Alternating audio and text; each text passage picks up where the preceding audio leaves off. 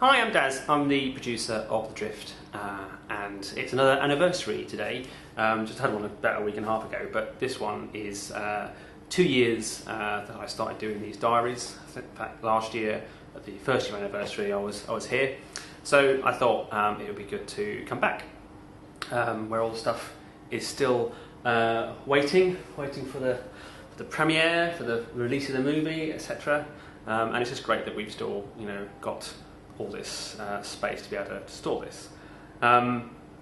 So yeah, it's been interesting coming back here and looking at all the stuff. There's tons of props here, and it's funny that when you actually start looking at it all, to think that it's just a bin with a $2.99 torch with bits of buttons and pipes and underlay. And yet on set, in the film, it's a spacesuit. Yeah, it's been nice sort of to come back here and look at it and the costumes and all that kind of stuff.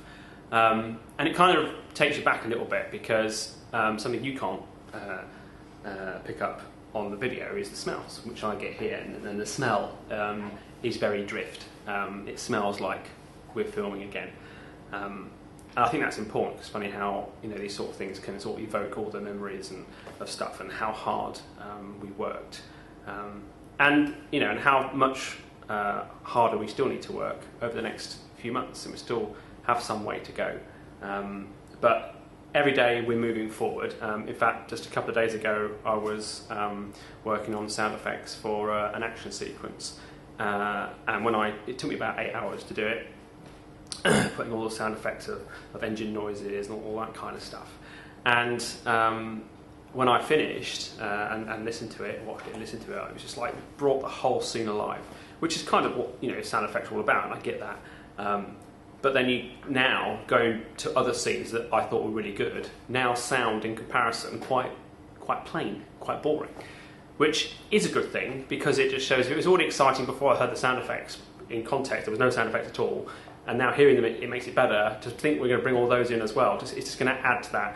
The good thing about sound effects is you don't really sort of notice them until they're gone, if you know what I mean. So when there's nothing at all, there's like a constant of silence other than the dialogue. Now there's a scene that's actually got these sound effects in it, and then you go and watch a scene without those sound effects in, and it's like, well, it looks like these guys are on the set.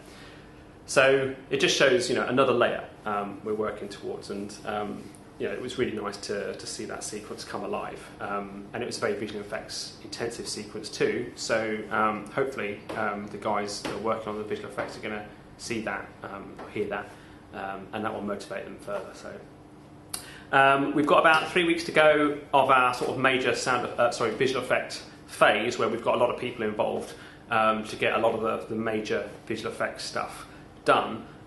The major sort of consistent visual effects stuff done. Then we move into the next 4 weeks, which will be specific storytelling visual effects. So things that sort of you have you have explicit visual effects and implicit, or technically you see them all. Implicit, I would suggest, would be something like a chroma key, a green screen, where you just see stars in the background. We are implying that we're in space.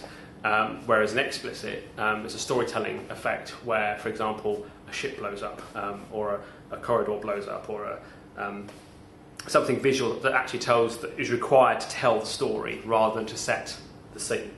And those are the next shots. And by getting all these guys involved, we were able to sort of see who the ones that are great doing what they're doing, and others who would like to do more than what they're currently doing. And that's really valuable because we're building up that sort of group of people, building up good communication with these guys, and setting things up for that next challenge, because that's a little bit more complex and requires a lot more communication. You can't just give it to somebody and then 4 weeks later see how they got on. You've got to send stuff back and forth and maintain that sort of dialogue to keep the shot telling the story. It's not just about filling in a gap.